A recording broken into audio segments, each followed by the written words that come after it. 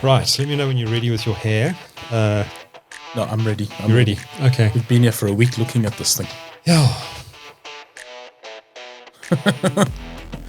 It's been a long week. No, it hasn't. No, it hasn't actually. Oh, my word. Just blown my hair forward. So when is yours arriving? Oh, yeah, in my dreams, 2027? I'm afraid. No. Well, episode 4, Duncan. Episode 4. So let's get rid of the Toyota. I think a week of staring at it is enough. How are you, William? I am fine. Prince William. William the Conqueror. What am I calling you this week? I'm how do we put it? Generically, illustriously, wondrously happy to be here in your company again. Good. You must have had a good Christmas break and looking forward to the new year. Absolutely fantastic. Great. Excellent. Could do with another one. Got lots of news to talk about. We're going to dive into it. Where shall we start? You've got a story at the top of the list here. Donald MacKay, I presume it's pronounced. I don't know who he is. Tell us who he is and what he's got. He's this guy that does trade advisory services and looks at import tariffs, and is a generally all-round very interesting, intelligent fellow. And he and I are toying with the idea of scratching at a particularly ugly scab and picking at it to see what's underneath the surface there. And so what we're tossing around in our mind sounds lovely. Yeah, it's the one topic no one talks about, and it's: do our OEMs add value or detract value from the South African general economy?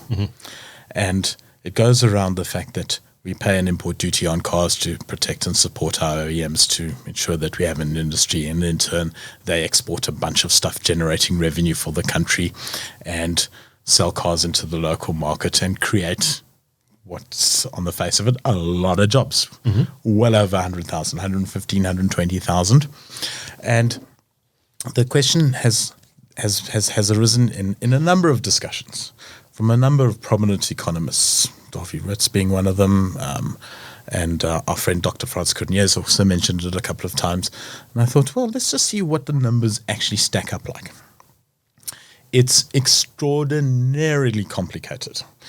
Government's not even entirely sure how much money they give to the OEMs and how much money the OEMs actually generate, because there's all sorts of credits that they generate that they can sell to other OEMs to offset import duties and all this kind of thing. So it's a work in progress. I'm just mentioning it as a discussion point, and we just want to see broad stroke, brush stroke numbers to get a sense of what it is that our industry is facing, what its likelihood for survival is, and what the impact on our economy might be in the event that we either continue with them or we don't. We just want to scenario plan a couple of things and just see what comes of it.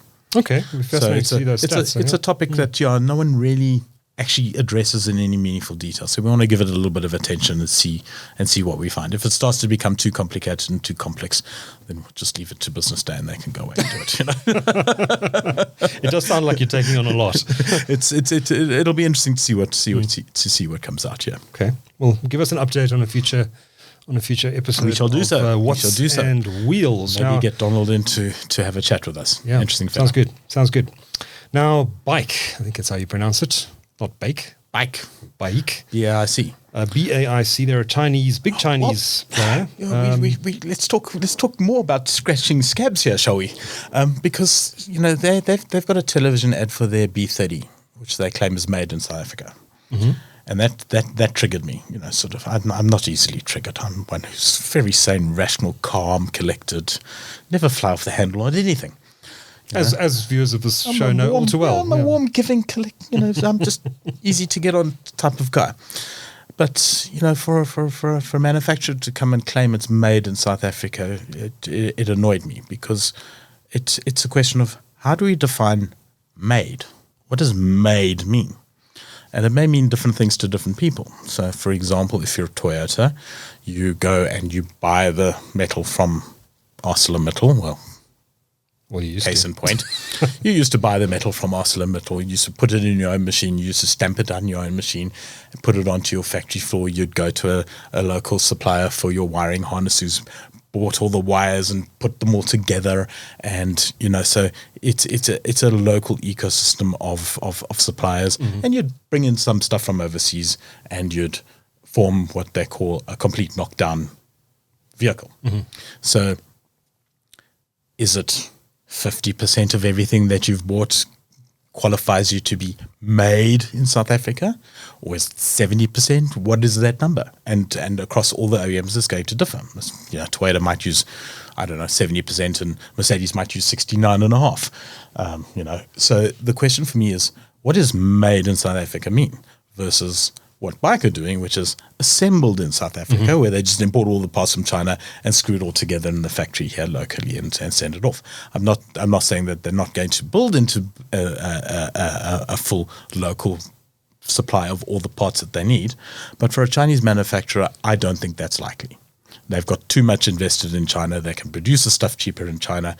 All they have to do is stick it on a boat, screw it together here, and off you go. That must be a tax decision, right? Well, I think so. And assembled in South Africa is a different thing to made in South Africa, in my mind. Sure. Made in South Africa means South Africans use South African materials to build a South African-made product in a South African factory, not stuff imported from elsewhere, assembled in a South African factory. We've had this in the PC industry in South Africa for many years. 100%. Mustek, for example, is an assembler of computers. And they call themselves that, the Mesa brand.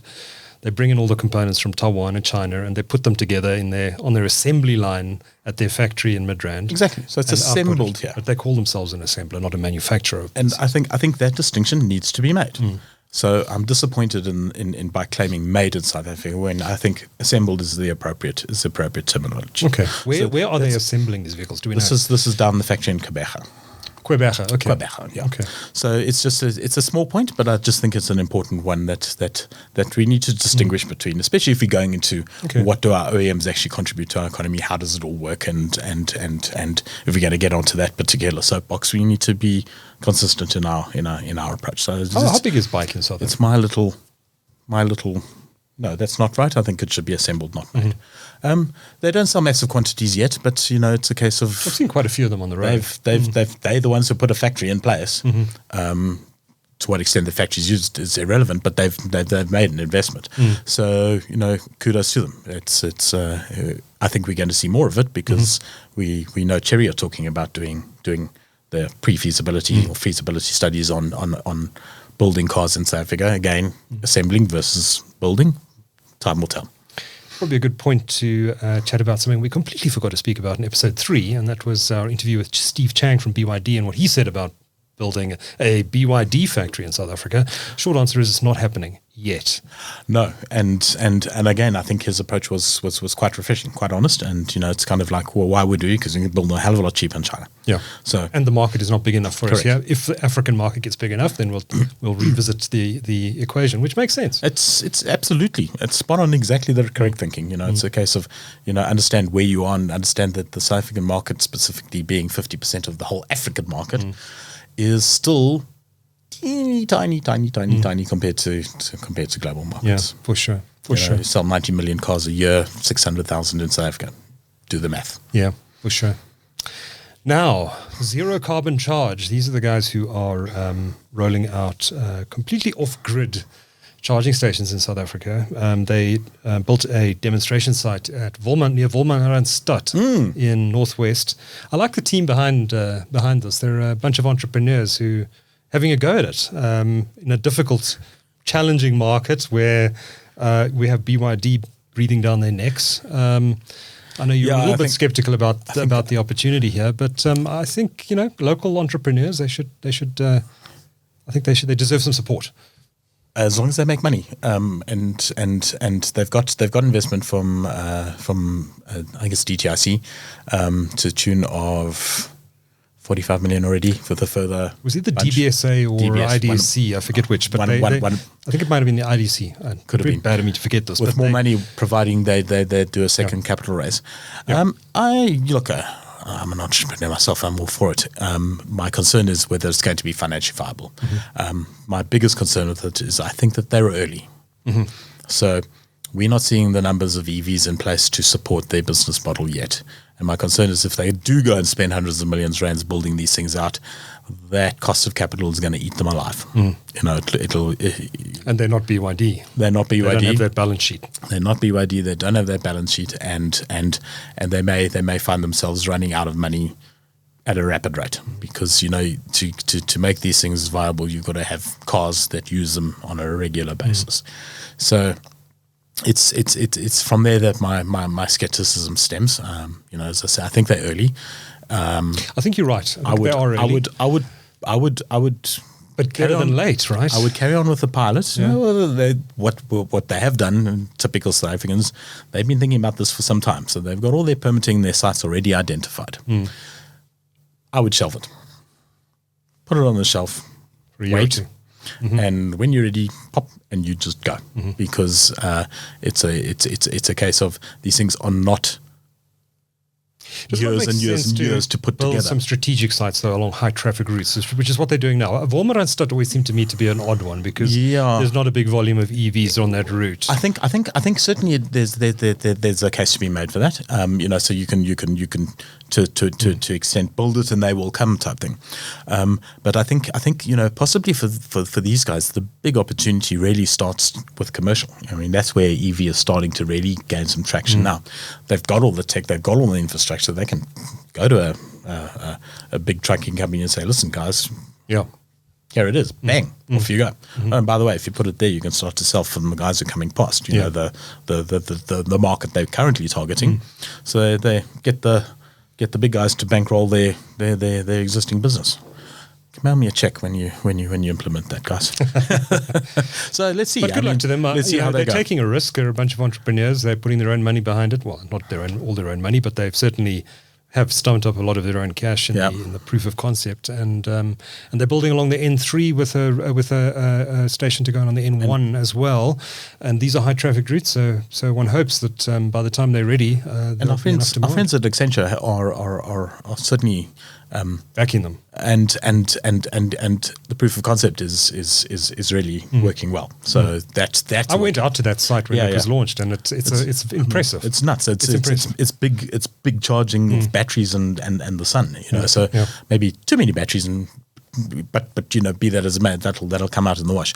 But you know, the theory works. So it absolutely works.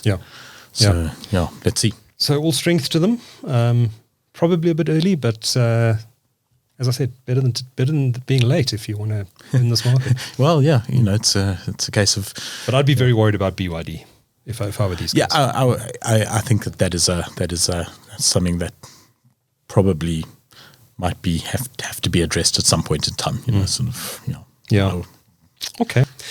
Right. So, as I hinted in the closing moments of the last episode, I had the opportunity to play an Uber driver in one of these new Uber Go electric vehicles. And Valternative. They're a South African startup that. I don't know if now we're talking about entrepreneurs. You know, sort of putting their time and money and effort and energy into this thing. I think they're completely nuts, but. Because I happen to agree with their business model, I think this one is one to watch. You know, for me, when EVs were announced and you started to see the small, cheap Chinese EVs running around, I was like, well, why the hell are they not here doing Uber? Why is this not already a thing? And I was thinking these thoughts, I mean, it's easy to say post the fact, but I mean, I was thinking these thoughts at least a year and a half ago. And in fact, on my laptop, I have a little bit of a business case around doing this for last mile deliveries for couriers, which weirdly enough is exactly what they're looking at. Okay. So this is a really cheap little EV. Really cheap. But 280 Ks of range, 25 kilowatt hour battery, really built to a price. It's built to a Bolt Bajaj type. That's the competitor. It's a better spec than the Bajaj, but let's be honest. But it's built to that that end of the market. Let's put it in perspective. If this was sold to the public, this vehicle, which it's not, it would cost about 200,000 rand. Correct. Which would make it instantly the cheapest EV on sale in South Africa, and probably the cheapest car as well. With a range of 280 Ks, so and top speed of 90. So you're not going to be doing the highway, but if you're doing your city driving and all that, it's perfect. So as far as an Uber vehicle goes, I think this one ticks all the boxes. Their biggest problem is the fact that you might have a competitor coming in, but I think they've wrapped that up because Uber came to them. And this is built to an Uber spec for Uber by Valternative. So I think that's a very clever march and a very clever establishment of your territory in the thing, and it's being piloted in Rosebank and Sandton as we touch on. We interviewed Mahomed, who's the we're going to bring you that interview in a little bit, but first William and I got to experience the vehicle. I got to pretend I was an Uber driver for half an hour. I picked up this reprobate in the street, and we went for a drive. So Mr. Producer, please take it away. Well, guys, at Watson Wheels, everybody here does everything. The other day at a launch, I had Duncan as my cameraman, but he was rubbish. So I fired him. I feel a little bad now because he's had to get a job as an Uber driver. Turns out he's pretty rubbish at that as well because he's late, and I'm waiting for him. All right, I'm Duncan McLeod. I am your Uber driver for the day, believe it or not, and I am off to pick up my passenger, whose name is William Kelly. Never heard of him before, but I'm going to see him outside somewhere here, so let's go for a drive. We're in reverse.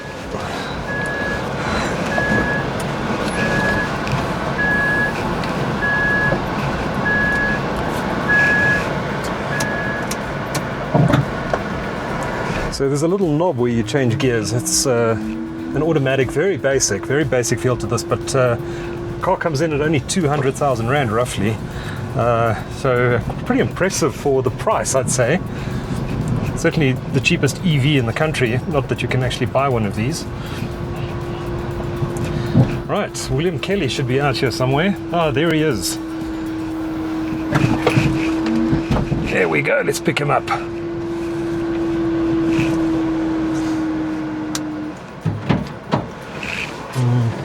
It's locked and I don't know how to let him in.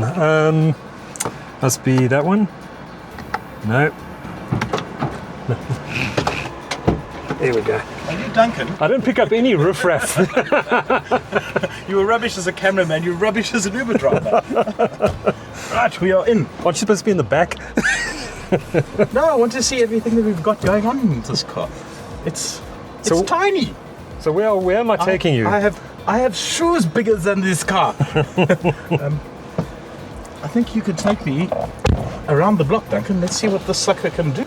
It's very basic, but it's for the price. It's cheap. If this was actually on sale, if you could buy this as a consumer, this would be the cheapest car in the country. Never mind EV. Pretty close too. Yeah, I think the Suzuki's 160. Right, we're in drive. It's automatic. Sure. All right, let's see what the sucker can do. Sounds like a plane taking off. Floor it, Duncan. Oh, you are. I am flooring it. Sure, it's noisy. It's not too bad for speed acceleration. Yeah. It's actually quite a nice drive. It's a little bit loose in the steering. It is a bit noisy. It's a bit noisy. I suspect that's probably to make sure everyone knows that you're coming. Yeah. I mean, okay, so this is a competitor to the Bajaj. Yes. It's already an order of magnitude better than the Bajaj I've ever been in, I have to say. So we've got aircon, which is cool. We have electric windows, which is cool. We have I don't know what to call this ride yet. I mean, it's really early. Yeah. Top speed of 90 k's an hour. Not exactly fast. But as a city point to get from A to B. I mean, they've launched these in Sandton and Rosebank area, and you don't need to go over 90 k's an hour if you're driving in the suburbs. But yeah, I mean, you've got a full touchscreen. Well, yes, it has a touchscreen digital display. Supports Android Auto and Apple CarPlay, believe it or not. Okay. Yeah. Fantastic. Yeah. And of course, you get all your full telemetrics that come with it, so that's part of your package that you pay for the car, because you don't buy these things outright, you lease them. Yes. Oh right. Okay. And so that's all included in the price. And where do you charge these up? Pretty much anywhere. So it supports DC charging. Okay. Up to 25 kilowatts. given that it's a 25 kilowatt battery, but you typically run between 20 and 80% as Mahomed was saying in the interview. And what's nice about that is that process is half an hour. And the thing with Uber drivers is they'll be frenetic at certain periods of time during the day when it's peak period, and then others they'll be off. So for them to find half an hour, 15 minutes here, 10 minutes there, whatever, is not a big ask. It's not a big ask. And of course you can plug in normal 3-pin plugs if you wanted to. Sure. So, but you can't do a battery swap out like you do with the motorbikes.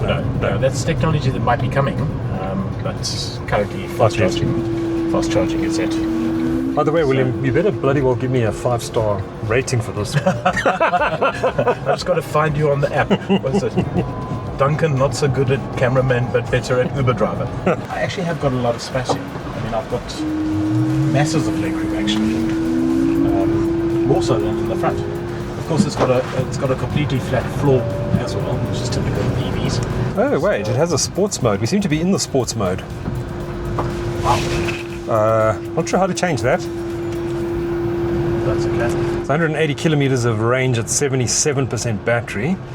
Yes, well, this is the remarkable thing. I mean, at full charge, the thing's got around about 280 k's of range, which on a small little car like this is plenty. It's massive. It's got an aircon too, and it's quite effective. Yeah. And how's the space in the back? no, it's good. It's big. Yeah. I've got quite a lot of headroom, a lot of legroom. Can we fit a Springbok rugby player back there? The seats are quite short. The bolster's quite short. Okay. So you know, for larger guys, Yeah. So Bucky's Boita's not going in there. Well, I think it fit, but Sideways. yeah, his kind of like bum is going to be pitched over the edge of the seat. So the seats are Chinese size. Right. But I'm sure that. But for a short hop from Rosebank to Sandton, this is perfectly adequate. Just want to accept. Yeah. Exactly. I'm afraid your Uber driver is lost. I can see my tip slipping away. I think built to a brief. This is the car hits every spec Ubers. And it's not ugly. It's not ugly at all. It's it's cheap. It's entry level, basic. but these aircon vents actually don't look bad. The styling is actually reasonable. The only gripe is this noise. It's a little noisy, yeah, especially when you pick up speed like this.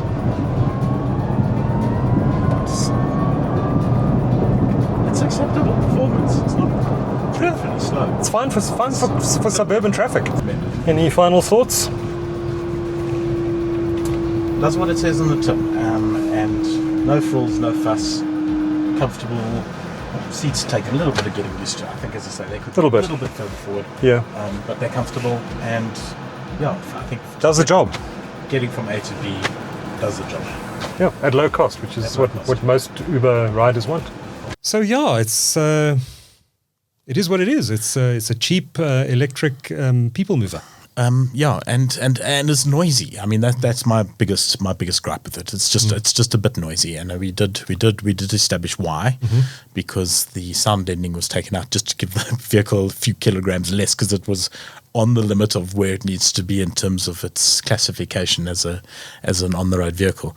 And my honest advice is, I don't know what you need to do. You need to take a spare tire out or something, but put that sound deadening back. Because it was a little bit it will be better. It will be better for it. It's not unacceptably noisy. No. Because bear in mind that these are short haul journeys. Yeah. So you're not going to be It's doing more more of an issue for the driver, actually. Exactly. You're going to be doing 10Ks in the vehicle. The driver will get used to it, and headphones, earphones, whatever. But that really was it. And maybe make the back seat a little bit. There's a lot of space in the back. The seat just needs to be a little bit wider for the average South African, which is slightly bigger. My takeaway of it, for a short 5K drive down the road, is absolutely perfect. Perfect. Nothing wrong with it at all. Perfect. And cheap as chips. To the point. Uber Go pricing. Exactly. Yeah. So I think this is. I hate calling things as a hit, because as soon as I make a prediction, that's when I'm wrong. Exactly. It's when I don't make predictions that's when things work out for the best. So I'm not going to predict anything on this. I do think that the van version of it, which they're busy developing, is exciting. They're an interesting company. We're going to get them on the TechCentral show sometime in the coming weeks or months. But they also do electric bikes, and they're pioneering the battery swap out on bikes. And the bikes are the bikes are very interesting in the fact that if you're doing last mile deliveries, they are talking to the Checker 6060s of the world. Yeah. What's very interesting about this bike story is you don't charge it. You just arrive at any of the 4 major petrol companies, and on the forecourt is a battery, and you just swap the battery out. Bang. And that's included in your price. You can do 5,000 Ks a month with as many battery swaps as you like. Oh, that's incredible. So that takes away all that plan. So it's very, very clever thinking that they're putting in here, and a lot of development on the bikes. It has been a case of this. It's not just buy a bike and off you go. It's buy a bike, tailor to South African solutions, refine, and eventually get to the right optimum mix. But from an owner point of view, it takes away all that pain points. So it's a very, very clever model. Right, you had an interview with Mahomed Jeewa, who's the founder and CEO of Valternative. So I think you're going time to roll it. You're going to through the magic of technology, you're going to appear in this seat, and Mohammed's going to appear in that seat, and I'm going to flick my finger like this, and it's just going to happen. Well, everyone, as you know, at Watson Wheels, we're here to bring you the latest and greatest. And something that's been sort of latest and greatest at the back of my mind has been latest and greatest for far too long a period of time. It's been one of those things that's been perfectly obvious to me. Why haven't we done it up until now? And of course, I'm talking about Uber electric cars for Ubers. It makes all the sense in the world. And opposite me, I have Mahomed Jeewa from Valternative, who's finally doing exactly what I think the market needs, and that is electric cars for Uber. Mohamed, welcome. Thank you. Thank you for having me. And your pleasure. Do you want to tell us a little bit about what Valternative does? So Valternative started about 3 years ago, operating for 2 years. We predominantly electrify fleets for companies in South Africa. Okay. Uber being our anchor client. And the focus of the business is fleet management and asset management, 2 different business models, and focusing on the lowering the TCO, which is total cost of operations or ownership. And we officially launched 3 weeks ago. So when you're saying electrifying, you're bringing these cars in. That's part of your business. Yes. So we actually started with the 2-wheelers. Okay. Also again with Uber and a few other aggregators or platforms in South Africa. We using electric vehicles that use battery swapping technology. Right. So no plug-in charge. Right. So there's no range anxiety. The driver can run 24/7 without plugging So his this bike. applies to the cars as well. We working on battery swapping for the vehicles, Okay. but currently this is on fast charge. So for the DC charge. for the 2-wheelers, I think my wife actually pointed this out to me at one of her garages. She works for a large energy major, and she was saying that this is how these things work. The guys just arrive, swap the batteries, and off they go again. Correct. And what application does that particular industry have? Is it mainly last mile delivery for courier, that kind of service? Yeah, it's last mile delivery. And most of our swap stations are currently at the top 4 fuel brands in South Africa and all the property groups. So we've got 140 stations installed across the country already. So literally the bike comes in, the battery goes out into a hot swap shoe.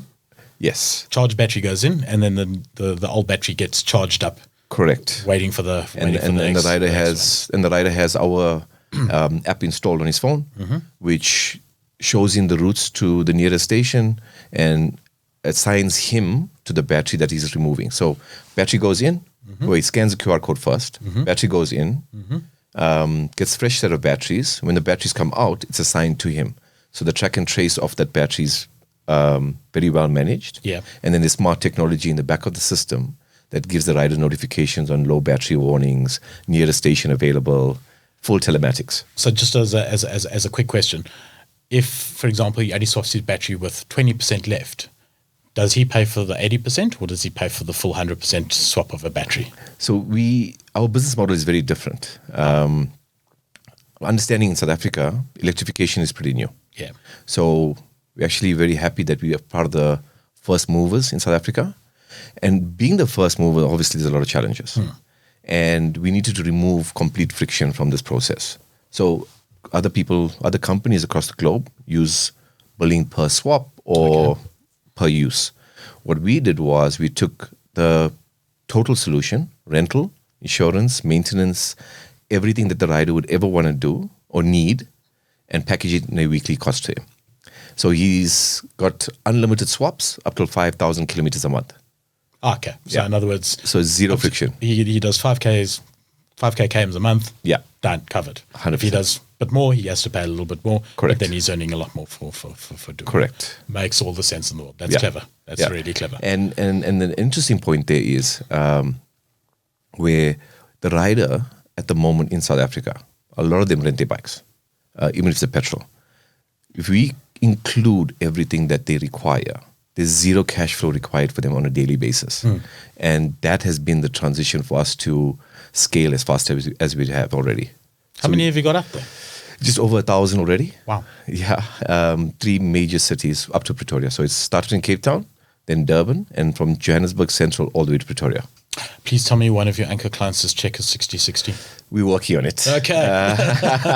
We did a pilot with them. Yeah. The moped that we have currently is not suited for the Checkers rider. Okay.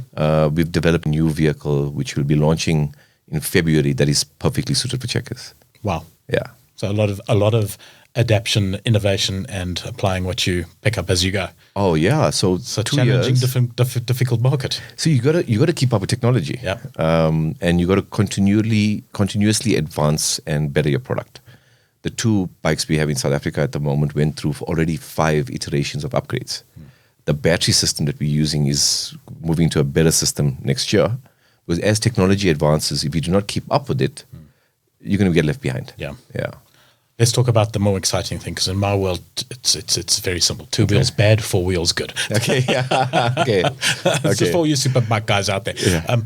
Let's talk about the cars. What is it, and why is it specifically useful for Uber? So, some context how we got here. We started with the 2-wheeler, and because we did such a great job in the country with it, Uber asked us if we could get a vehicle that could come in at an X price. So I've been traveling to China for 25 years. Okay. It's my second home. Yeah. So my sourcing capabilities with my office in China is pretty strong. So we went through multiple manufacturers in China, and then we found one that we could work well together. We co-developed this car Okay.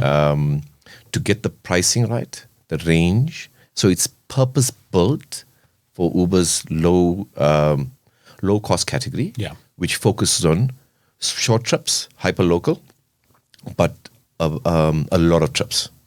So when we designed this vehicle, we brought it in. We went through also 2 iterations of this product over a year of development, settled on this, and brought it in. And to give you some context, generally a vehicle like this, if you take asset, maintenance, fuel on a petrol side, you're looking roughly at around 450 up to 550 per kilometer.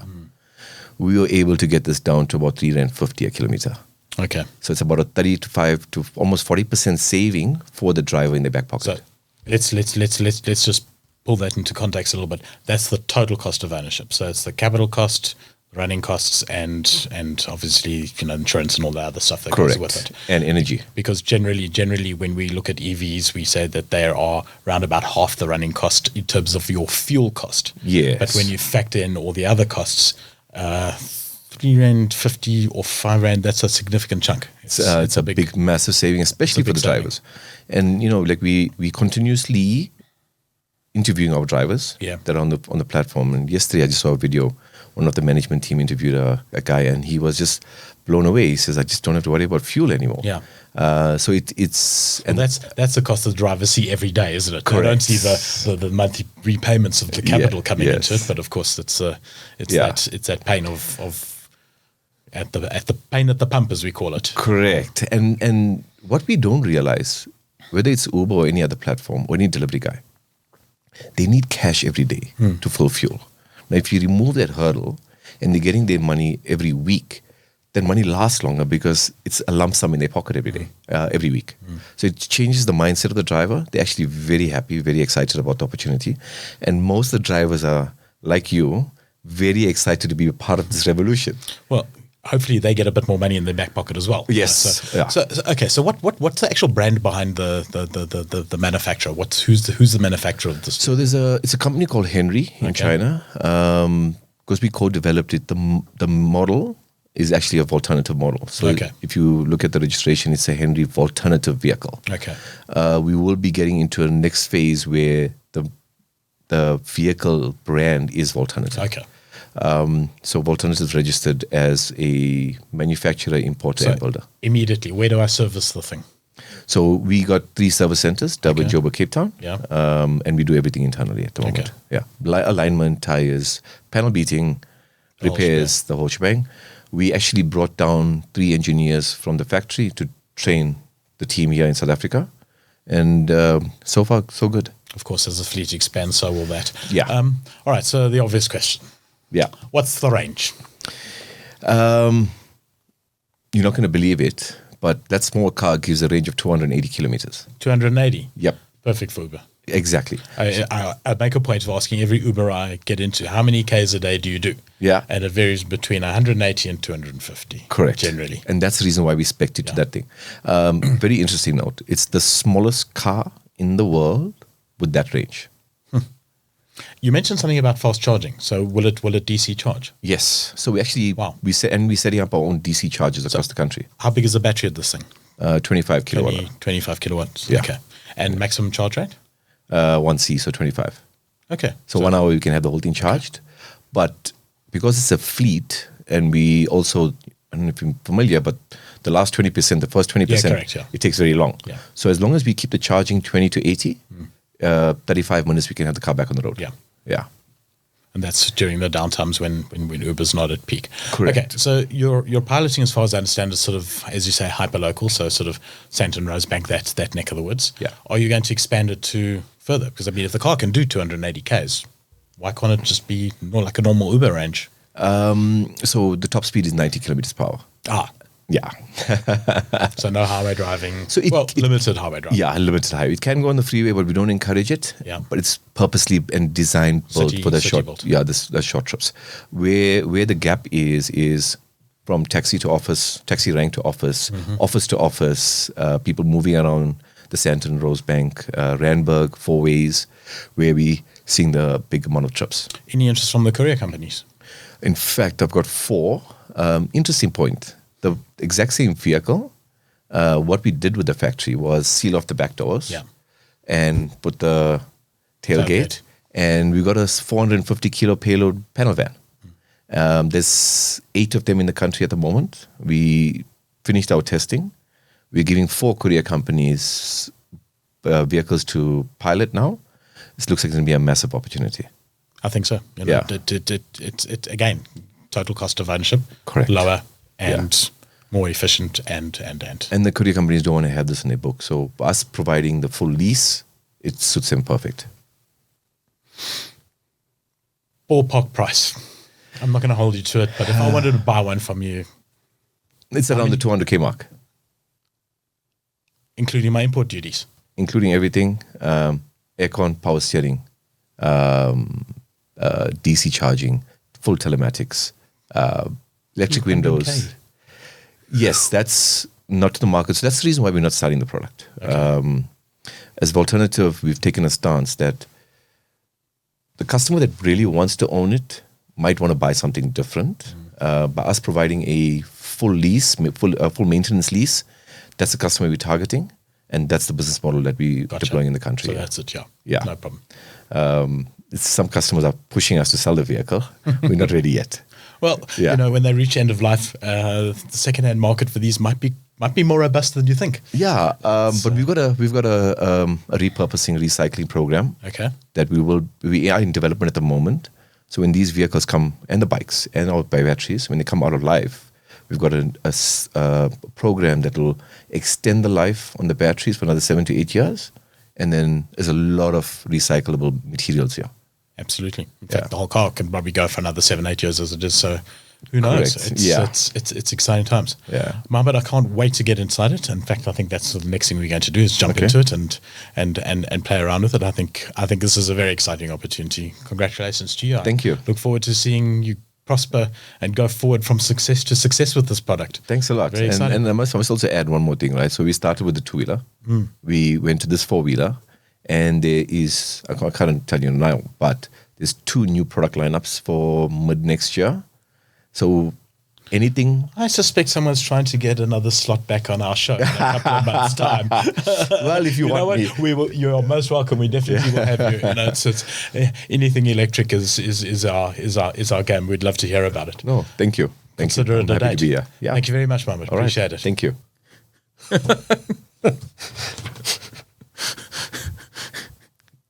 I'm a little bit worried about how happy you were when you did this. It was kind of like, I'm going to make Will disappear. I could do that too. And I'm gone. I'm just like, oh my God. Where did I go? So very interesting little company, and I think they're going to do well.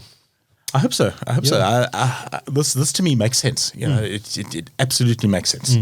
So let's see if my sensible hat actually has any traction.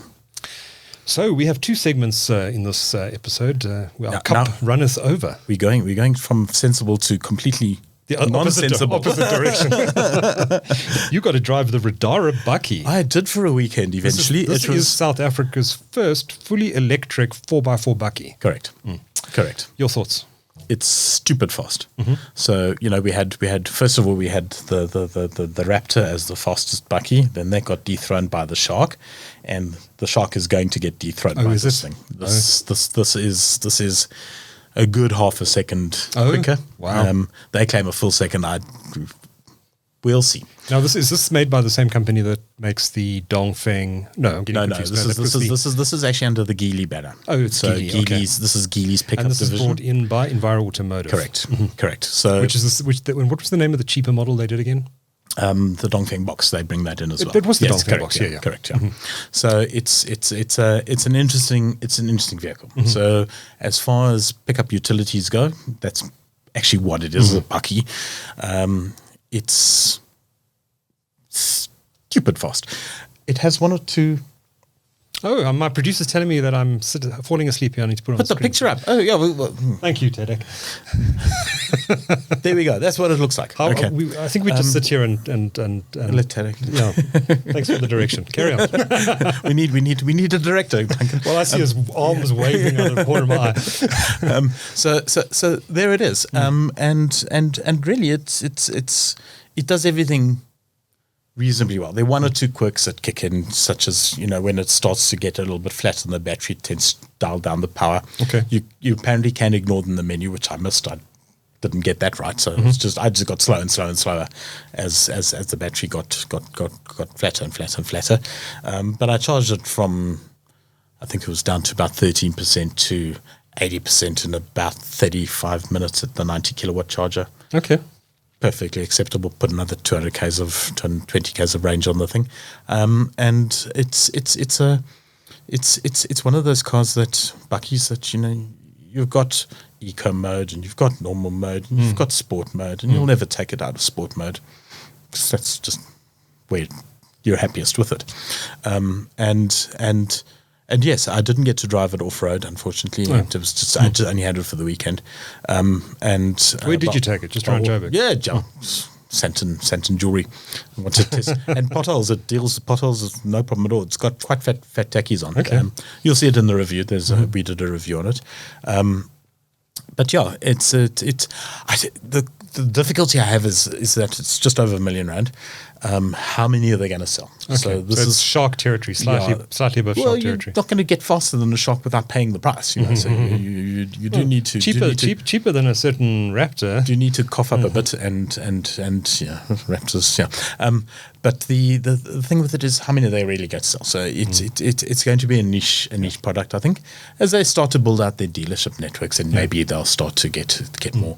Being part of Geely, it makes natural sense for them to partner with Geely in terms of their network brand to roll it out and get more exposure that way. So we'll see. But certainly, and quite interesting, a head turner. Quite a few people commenting, "What bakkie is this?" Yeah, so the one I drove had full electric down the side, of course. Did you lean out the window and say, "It's electric"? I actually did. I actually did. And I thought, I caught myself saying, I've said this before somewhere. It's written on the side, fully electric. I'm kind of like, if I have to explain that it's electric, maybe it's not just me. But yeah, so no, I enjoyed it.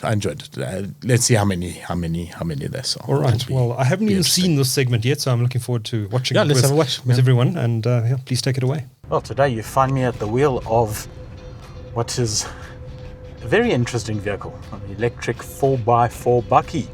First of its kind in South Africa, Francois, am I right? Yes, that's correct. And it is I am horrible when it comes to pronunciation. Absolutely horrible. I've barely just learned how to perfect Porsche. You see what I mean? I'm sitting in a Riddara. Is that the correct way of pronouncing That's it? correct, yeah. And Riddara is the luxury brand from Geely, That's correct. which is a Chinese manufacturer of electric vehicles. Yes. And this is amazing! What is the 0 to 100 time? 4.5 seconds. Wow! It certainly feels it. We're just in the suburbs of Joburg, so unfortunately we can't quite hit the 100k an hour test limit. But as with all EVs, the takeoff and the acceleration is impressive. And I've only been in the vehicle about, 30 seconds, 40 seconds now. It's quite a thing, just learning all the knobs and switches here. Dual motor, 315 kilowatts. That's correct, yeah. Range of And WLTP is 425. 400 and 425 on the trip computer. If you drive nicely, get under 20 kilowatt per 100 kilometers. and this vehicle weighs 2.3 odd tons, Yes. 2.275, something like that. Yeah. Impressive. And the regen braking, as we discussed earlier, is on maximum, which is great because it's really true one pedal driving. It's one of the big things about EVs that I absolutely adore. Just having to lift my foot off, I don't have to move it over to the brake and apply the brake because it's just too much effort these days. Why one bothers? And of course, all that lovely energy is being regen straight back into the batteries. Yeah, and it means your brake pads will last longer as well. There's stories about Teslas overseas that are now coming up for 7-8 years old that have never had brake pads changed. It's quite remarkable if you think about it.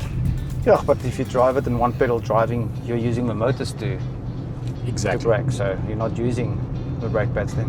Exactly. And along with all the other associated running costs, which are covered in some detail on the TechCentral website on an article I wrote earlier, just a unashamed plug there. In terms of sales for this Riddara, are South Africans, do you think, ready for an electric 4x4 bakkie? It all depends on perspective, according to me.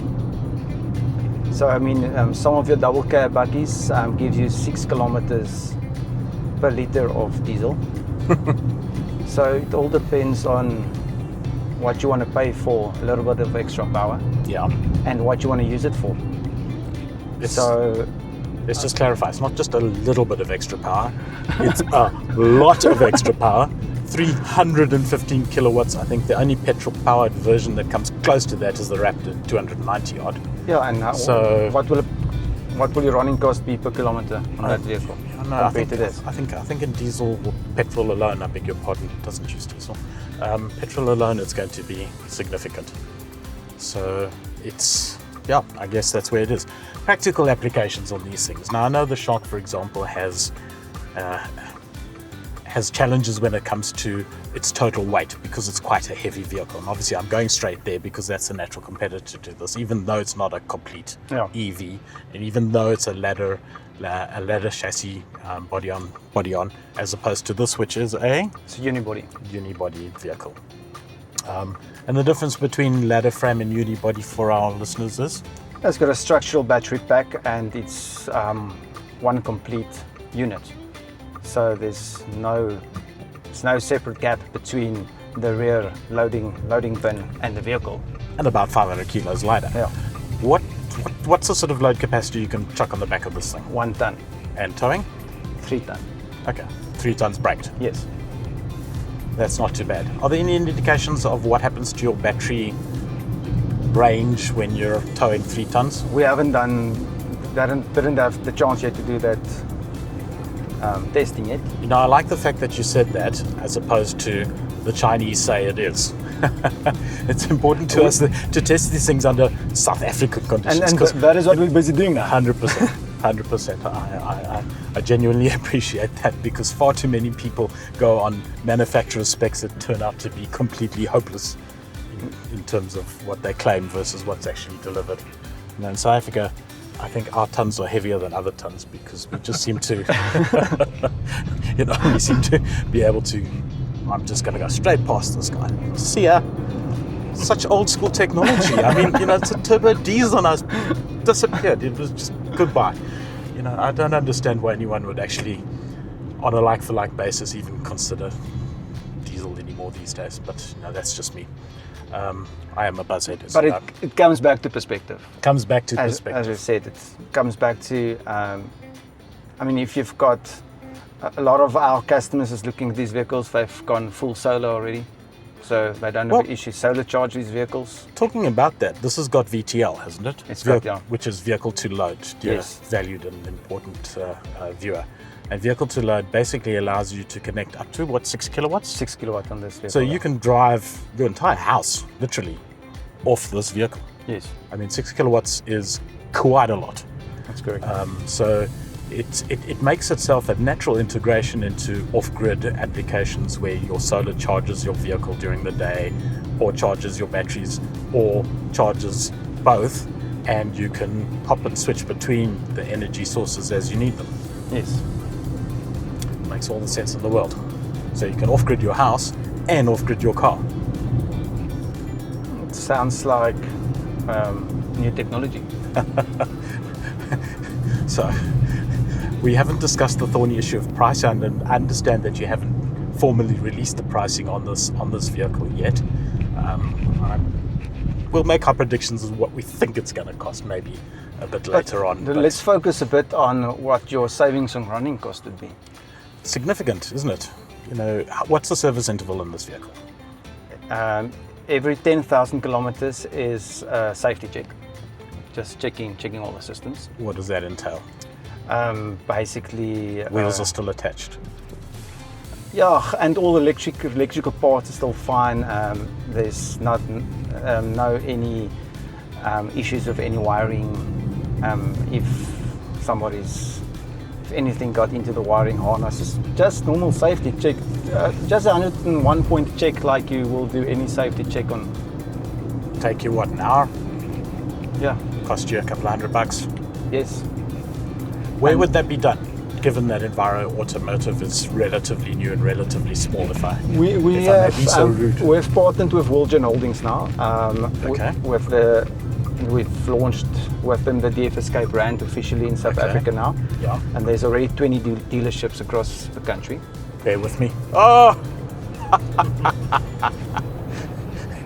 20 dealerships across the country. 20 dealerships and growing by the month. So that will be our preferred service partner. So DFSK and Geely, or in this case Riddara, will be serviced at the same place? Yes. Okay. Yes. So, and then in areas where there's not, if for any other reason there's not a DFSK dealership close by, then we will make sure there is a service center that we will partner with. On that topic, let's get to the thorny issues. What's the warranty on this thing in terms of the vehicle, and then of course on the battery? Vehicle's 150,000 kilometers. 150,000 Ks? Yeah, and the battery is 200,000 Ks. 200,000 Ks? Yeah. Is there a lifespan attached to 200,000 Ks? It is 6 years. 6 years stroke 200,000 Ks on the battery. All right. I think that's reasonable, and as I think Duncan and I touched on our last podcast, there was there is quite a lot of emerging evidence suggesting that battery lives are actually being underestimated by manufacturers by a significant margin. But the reason for that is manufacturers, when they test the batteries, it is very hectic and very stringent. Of course, circumstances. They're being conservative and they want to Yeah. do worst case scenarios so that they're not trapped by thousands and thousands of warranty claims. So Definitely. if you look after your battery and you look after your vehicle, you can expect significantly longer lifespans than that. In terms of the running costs that we were chatting about, other than the 10-point safety check, what other servicing requirements are a need on an EV like this? It's got coolant that needs to be changed on 20,000 kilometers. So you mean there is a fluid that actually needs to be changed? Yeah, it's Coolant. Coolant, yeah. Okay. And brake fluid, because the way you're driving, you're going to. But you use your one pedal driving, so you're not using a brake fluid a Yeah, lot. But exactly. And so those are the fluids of the vehicle: brake fluid and coolants. Is the coolant a specific type of coolant, or is it just generic coolant you can buy off the shelf? It is generic. It is a specific generic coolant. It's got a specific ratio that just needs to be checked according Okay, so to we're not the talking. manufacturer's We're not specs. talking. It's a case of, dear and valued customer, here's your printer. It costs you 300 rand. The ink for it costs you 3,000 rand. It's not that case here. No, it's Okay. it's not such a special. It's a coolant that can be bought at any Fantastic. shop. Fantastic. Right, well, let's get back to doing some driving with this thing. I'm looking forward to getting to grips with it. Thank you, Francois. And the other thing, this vehicle's got a maintenance-free diff. There's more. Maintenance-free diff. Good. So, wireless charging, 65 watt USB. What other toys do I have? What other toys do I need? No head-up display. No, Option? I don't know yet. Yeah, that for me is a big thing. I think HEDs are an important safety feature. What I am enjoying about this, Duncan, is the silence. There's no bonging. There's no bloody ADAS. No, the ADAS, annoying. You can't change this lane. You can't I've do switched this. everything off. Must I switch it on? For No. you? Okay. And the fact that I turned the vehicle on and it didn't rearm Well, itself the fact that it's off is amazing. Yeah. Is amazing. In fact, we must just talk about that as one So of these things. here is all the shortcuts. So here everything can be switched on or off, and then you can edit these shortcut buttons as well. But yeah, I've specifically switched everything especially off for you. No, thank you. But if you want me to put on the level 2 driving, Is this thing still recording? Yes. Okay, so I'll just do it quickly. I can put the level 2 self-driving on for you, and No. then we can just set it No. on 60 kilometers No. an hour. Then you can No. just stay nicely in the lanes. Absolutely not. One of the things I love about this car is that the ADAS can be turned off. Well, largely off. I imagine there are some passive safety features that will kick in the event I do something really stupid, like try and drive over this Woolies dash. But I mean, this dash Scooter, is yeah. driving in the right place in the yellow lane. Yeah, that's... So if you turn left to the next robot, you'll head back down towards our office. Yeah, 100%.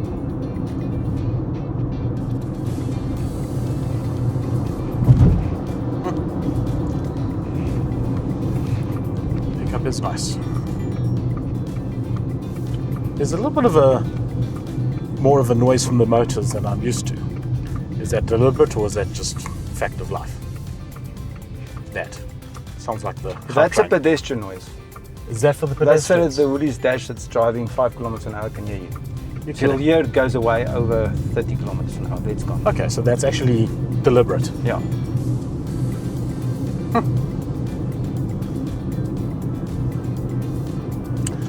I am enjoying the absence of bongs, of alerts, of warnings, of everything. You can drive this car in quiet and in comfort. I have to say the seats here are remarkably comfortable. They really, really comfy. I like very, them. very nicely appointed cabin. It is, in the vernacular sense. Do the rear seats fold? I mean, do they tilt? Yeah. They do tilt. And if you're still getting hot, I can put the ventilated I'm- seats on for you. It's got ventilated seats. Yeah. Sold. So yes, it's front and back. Okay, but it's all driven off a menu. So, William, hot or not? Where does this bakkie fall?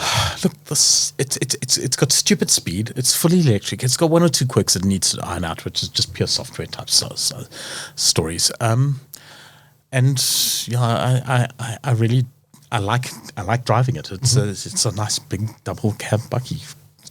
What's not to like? So it's not super hot. It's just too many. Do you want to slide this over to you? One little issues here, but it's better than cool. Okay. It's probably closer to cool than to there, but it's somewhere in between here. So That's pretty impressive. It's a million rand flipping thing that's 0 to 104.5 seconds. It's gonna be impressive. All right. and Press both. There we go. a lot of toys on it as well. But yeah. Good. So while we're on hot or not, we need to do the Uber Electric. How would you rate this? It's a difficult one. I love the concept. I love the fact I'm only going to be in it for 5 minutes at a time. So I think we need to rate this in two ways. First of all, we need to rate it as a rider, and then we need to rate it as a driver. So So I'll leave you to you were the rider in our segment, so you can pick it as a rider, and then I'll choose it as a driver. As being driven around in it, it's cool. It's cheap, horrible, and nasty, but it's cheap. And it's cheap. But it's cheap. I really like the cheap part of it, and I really like the fact it's not really nasty. It's not nasty, but it's but it's being built to a price, and you can it's see a spec to a spec, and the fact that it's cheap is so in context of it being cheap, it's got to sit somewhere here, I think. Okay. So, it's a tough one. With sound deadening there, without sound deadening there. What was that? Meh. It sounds like a sheep. I'm perfectly happy to be driven around in it. Okay. I wouldn't want one on my driveway yet. I'm going to be a bit contentious in this one. So Fancy that? So this is a 200,000 rand car. Uber, you lease it and from. it's fully electric. It's got 280 It's got 280 Ks. It's new in the market. It's pioneering. It's doing something that hasn't been done in this market before. It's great for Uber drivers because for the first 5,000 kilometers, you're getting free battery top ups. I think it's amazing for what it is. I'm giving this a super cool. As a business concept, as a business concept, I can't fault you. I can't fault you. And it's designed to spec, and that spec for the price is good. So. Super cool. Okay, done. Right. The last one we need to do is the new Volvo EX60, which has been confirmed for South Africa, coming in the third quarter of 2026. Now, this is not actually a picture of it. What we've done is we've created what we think it looks like by stealing Carwow. Who've done the work for us. Yes, exactly. Thanks, Carwow. That's what they think it looks like. I don't think they're going to be too far off it. No, I think that's about right. EX60 is going to be an interesting car. God, what are they going to price it at? So I've got a couple of specs here. It's going to use the same SPA3 platform as the EX90 and ES90. Oh, wow. Which is a 2.5 million rand car, which is rather extraordinary. And they say it's going to be positioned between the XC40 Recharge and the EX90. Which is 1.3. And the other one is 2.65. So it's going to be 1.7. 1.8 million. That's expensive. a lot. That's expensive. That's a lot. That's expensive, especially if you consider the BMW, the new BMW. Is it the iX3? Yeah, and you've got C-Line 7. You've got, there's a lot in the C-Line 7 is a stunning car. You got a lot. So it's not quite SUV-ish to the same extent the Volvo is, but it's, it's Swedish. It's Volvo. Well, it's Chinese. It's Swedish. It's Volvo. Made in China, like all of them. Swedish. Volvo. Damn it! Is it worth the premium? It needs to be cheaper. It's too expensive. Well, we don't know what it's going to be, but let's see what Volvo do with the pricing. But the XC40 Recharge is too expensive. The EX90 is too expensive. So it's probably going to be too expensive. It's probably going to be too expensive, and that's just disappointing. Well, yeah. But it's Swedish. Chinese Swedish. I love the XC60s. I love them. I love the XC90. They're beautiful cars. They're Fabulous, fabulous cars. brilliantly made, reliable. They'll never break cars. down. Just burns the wallet of it. Yeah. So we have to consider price in deciding what we're going to do here, and we don't have the full spec on this or much detail yet. So this is really a subjective decision based on what CarWow thinks the thing's going to look like, and what toys they're going to put inside. It'll have the full safety suite. It'll have the head-up displays. It'll have auto flip and everything. Yeah. It'll have a sound bar in it. It'll have Save the Planet bunny hugging, eco-friendly recycled plastics in there that look like they're made from solid walnut, because Volvo do that better than anybody else. Swedish, Chinese. And you won't know that it's recycled, but it'll still be 95% recyclable at the end of its life. It's just kinder to the planet, and you'll never see one in landfill because it'll just self-degrade into something. No, it'll just keep working forever. Pile of little flowers in 100 years' time or something. It'll still be on the roads in the year 2065. It's a Volvo. It will be. So it's got all of that going for it. But the pricing is a concern in our market, But we don't know the pricing yet, so I guess we can't judge it on that. So we really are just judging. Maybe we don't. Maybe we'll just wait until it comes out. We have lots of buttons to press in our next segment. So we've got lots of buttons to press. I can't wait for our next segment. It's exactly. Fun. Our final segment before we take a break in season 1 of What's in Wheels. And we'll be back for part 2 of season 1 in a couple of months. But who does this? I've forgotten who does this. South African Guild of Motoring Journalists. It's sponsored by someone, I've forgotten who. Is it Old Mutual? Yes. It is Old Mutual. Yeah. Car of the Year, 2026 semi-finalists. So last year's winner, 2025's winner was the BMW X3. Mm-hmm. They now have a list of semi-finalists, and the OEMs take this competition very, very seriously. This is the first round, So basically, you get onto the shortlist, and from here, then they select the finalists in the categories and then the overall winners. So we now have a semi-finalist list of 30 cars. And William and I are going to be judge, jury, and executioner. We are. And we're going to go through this list quickly, and we're going to press buttons. Well, we don't need to, because, car number 1 is going to win. That's the end of it. Oh, so okay. End of show. That's a wrap. So we'll come back to car number 1 last. Okay. We'll do cars number 2 to 30. All right. And tell you what. You do 2 to 10, and I'll pick up from 11. Which those piddly competition even gets close to car number 1, which they won't. So first of all, we have the Audi A5. Don't know it very well. Boring as hell. No. RS Q8. Stupid car. Why do you have a Q8 with an RS badge on it? It's a stupidly fast SUV. It makes about as much sense as that Cayenne electric does. Which means it's super cool. Which is an Audi. Which means it's expensive. And why would you buy that instead of a Cayenne? It's because you can't afford the Cayenne. Mm-hmm. Work harder, get a better job, earn more money. How do you really feel, William? BMW 2 Series Grand Coupe. Please don't get us sued, by the way. Stunning. I like BMWs. I like BMWs. Yeah. So that for me is, except for the optional extras like the wheels. That is cool. 2 Series Grand Coupe. That is cool. Cherry Tigger 7 PHEV. I mean, you missed number 5 and 6. Oh, sorry. No. BYD Dolphin Surf. I mean, that's cheapest EV on the market currently that you can buy, not lease.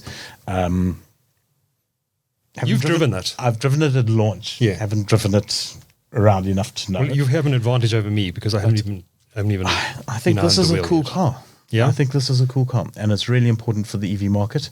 And I think already based on what we've seen, the number I've already seen driving. There's a lot on the roads. There are already a lot on the roads. So I think the numbers are going to be cool. No, I don't think it's quite super cool yet. It's cool. There. Yeah. Okay. Yeah. And then, of course, the shock. I mean, the shock is just, that's happy with that. Cherry tickets. When is mine coming, by the way? We need one. Getting test cars out of BYD is, Cherry Tigger 7 PHEV. So this is the right car in the right segment at the right price. That's about 600. It's about 600. That car, I think. Goes like off a stick apparently. Mm-hmm. Again, haven't driven it, don't know, but on paper, I think it's cool. Tigger 9, just a big SUV. No. That's not a Haval that's not a H7. PHE. That's not electrified at all. No. No. And H7. Same. And then because I drive a Honda, the Amaze is amazing. That's just because I drive one. Sneaking that one in. Hyundai Alcazar. I need to I need to do this when you press the super button. Oh, because it says Duncan. Oh, you snuck that in there. Cheeky bugger. We're not paying attention when I was No, recording. we're not. Okay, so that's my 10. You could do 11 to whatever. 11, it's all 20. right. Okay. I might need your help here because I don't know all of these cars. Like this one, the Hyundai Alcazar. I've never even heard of it. Entry-level SUV crossover, so it's basically a small crossover, around about 350,000 Rand. Yeah. Mahindra XUV type territory, new to the market. I see. Again, haven't driven it. Don't know. Can I abdicate? Okay, we'll abdicate on that one. Hyundai Santa Fe, you have driven that one, haven't you? You haven't. That was at the same time NOMSA happened. Oh, right. So you couldn't. I was okay. on the border of getting one. I drove the previous version, and the Santa Fe is a lovely big SUV. It's a 2.2 liter turbo diesel motor, one of the best motors that Hyundai have ever made, and it's a lovely car. I think that's cool. Okay. I do think that's cool. That's in with a shot. Didn't go. It's not firing. Battery's Oh dead. no! Oh, just going to press it Cool. harder. The There you JQ J5. Now, I test drove the JQ J7 PHEV a couple of months ago, and it wasn't bad. Okay. Wasn't bad, actually. I don't know the J5. I don't know the J5 yet at all. I'm going to abdicate that. I think it's just a smaller J7. And I'm going to abdicate the J to a T2, which don't was know the one they pushed down a mountain on Costa Coast. I think it was the T2. Was it? Just pushed it off the edge of the mountain. It was so bad. Presumably with Jatua's backing. Well, I don't think it was that bad. I think they did it just to prove that you could get into drive off of it, having rolled a ton of mountain. Just nuts. But there you go. That's fun. Jatua, if you want to send us one to blow up, we're very happy to blow it up for you. Or drive it, yeah. And then you get the Land Rover Defender Octa. Again, a stupid car. Ridiculous power. Totally over the top in all specifications. Why make it? Because we can. Why? It's a planet Because warmer, is it? It's a Halo model for Land Rover. And yeah, just again, ridiculous power, ridiculous spec, ridiculous everything. So where are you going to put that one? Because it's a Land Rover, I'm not going to go. I'm going to go. It is cool. It is cool. Okay. Stupid overpowered SUVs, but yeah, it's a Land Rover. I've got a soft spot for them.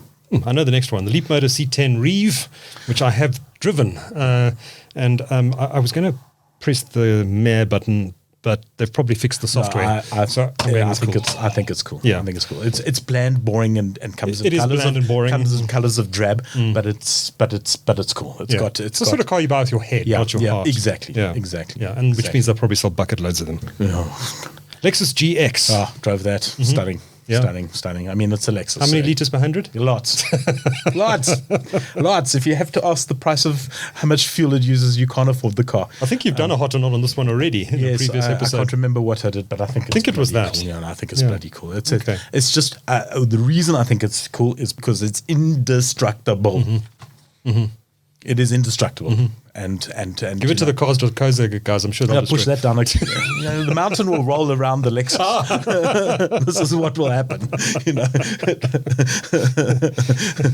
and that's be the last one they ever get. We've got 3 Mercs coming up. Maybe we'll just do them all at once. The Mercedes AMG CLE53, the Mercedes AMG E53 Hybrid, and the Mercedes AMG GT63 SE. I don't know any of these cars, but they all sound impressive. What I'll say about these is that they're all AMGs, first of all, which tells you something.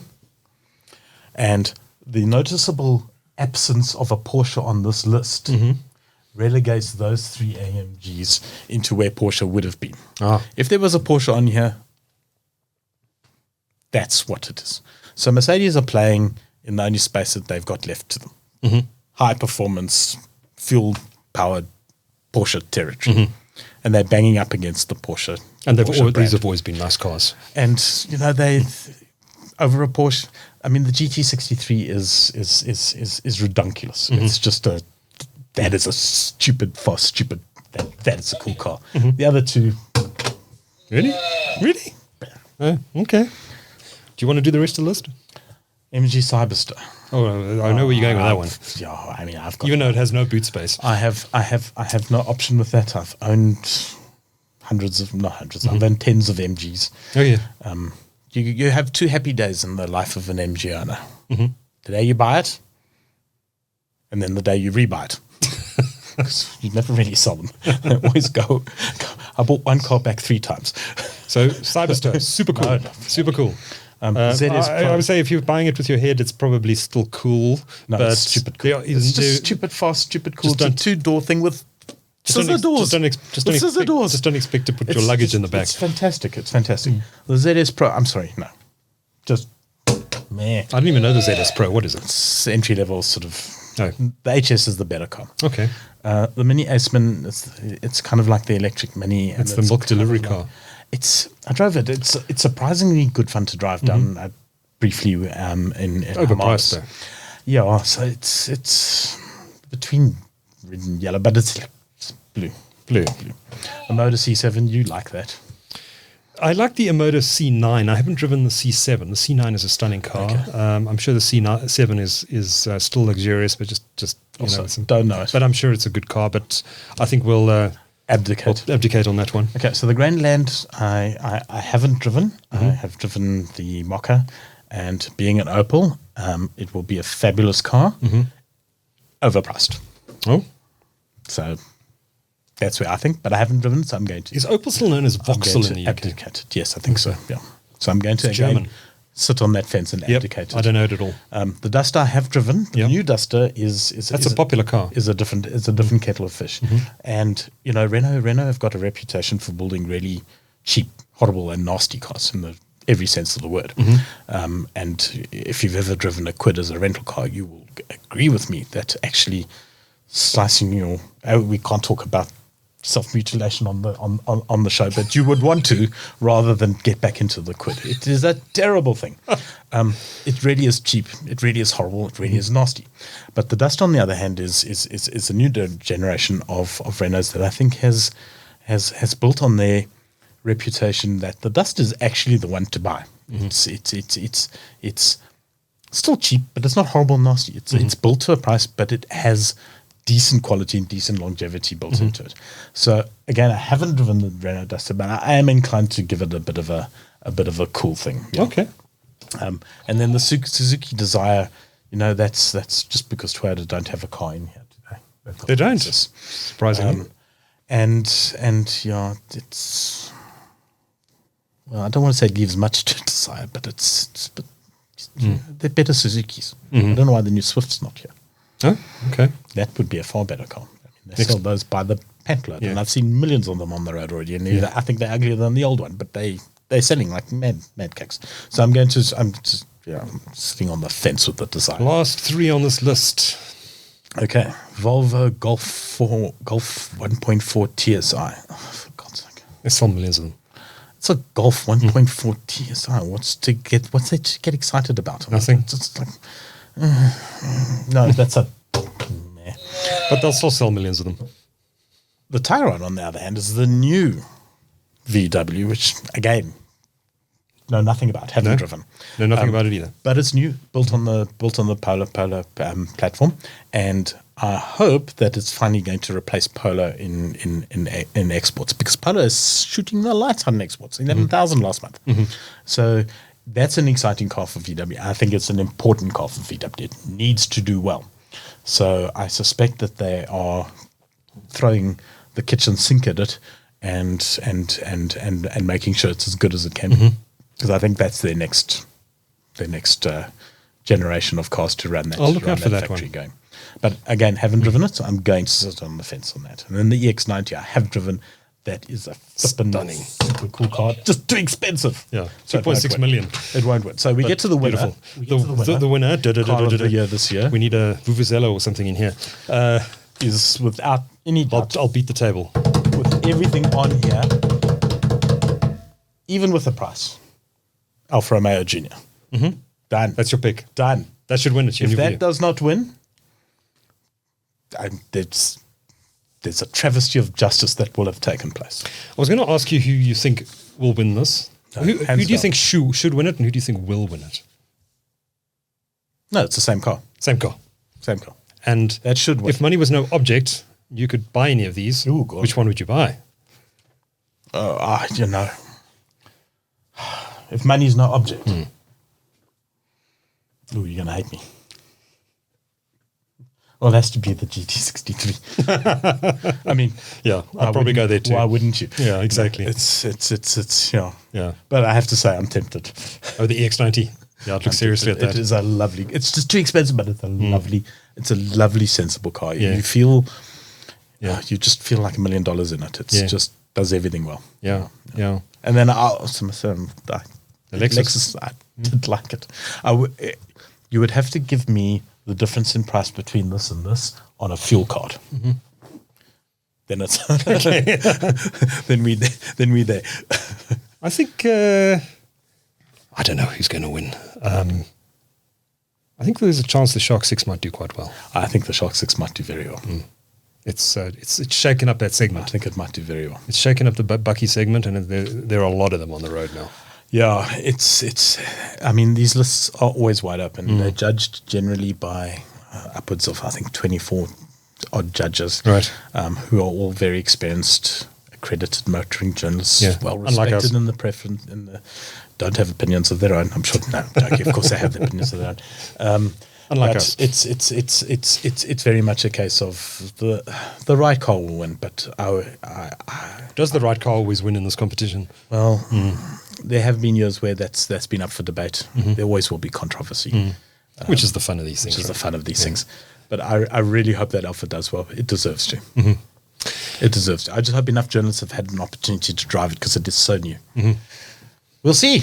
We'll see. We'll know in May when I think the competition Yep. is or ends. That's the end of episode 4 and part Some 1 predictions. of What's in Wheels. We'll be back in a couple of months with another 4 episodes to wrap Let's out do it. season 1. But it's been exciting. Wheels at TechCentral William is the email address to Fantastic. send us hate mail to. Yeah. If you don't agree with my choice for car of the year, do send us what you think should win, and I'll dutifully ignore it. Just remember to like, subscribe, Tell all your friends. or not.